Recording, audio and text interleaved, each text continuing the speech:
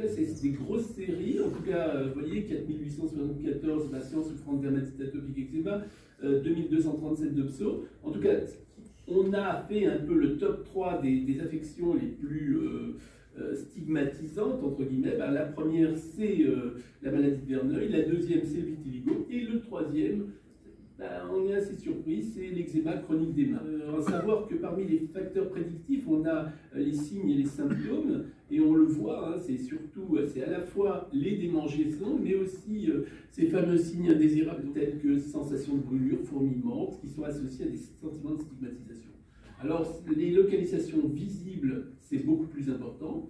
C'est vrai que le jeune âge, bien sûr, est plus important. Ça a donné lieu à une publication qui a été publiée ce mois-ci dans le JEADV sur le toucher.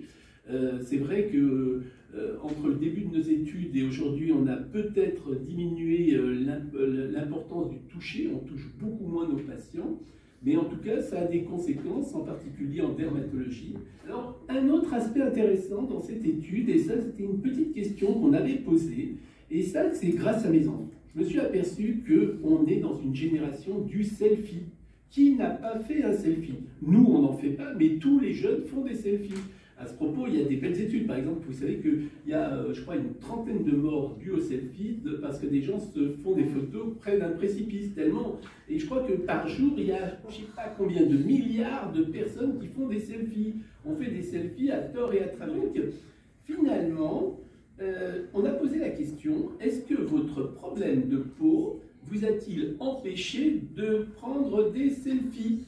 Et la réponse, elle a été, on voit qu'il y a une phobie du selfie chez les gens qui souffrent de problèmes de peau, hein, qui est relativement important. 42,17% de ceux qui ont des troubles au niveau du cuir chevelu, 38% de ceux qui ont des problèmes de peau et 52,7% ceux qui ont des problèmes de peau et cheveux. Alors, quels sont les gens, les selfie-phobies? C'est une nouvelle entité.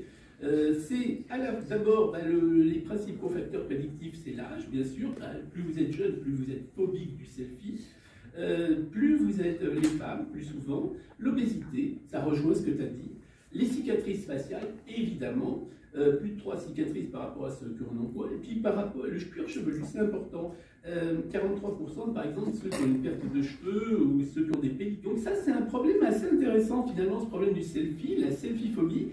Et c'est vrai que ce qui est le plus difficile quand on est en consultation, dans le temps d'une consultation qui est relativement limitée, c'est comment faire face à une personne, comment sentir si cette personne souffre, oui ou non, de stigmatisation. La première question, c'est très simple, c'est qu'en fait, on s'est aperçu qu'il y a une relation très étroite entre la phobie du selfie et les sentiments de stigmatisation.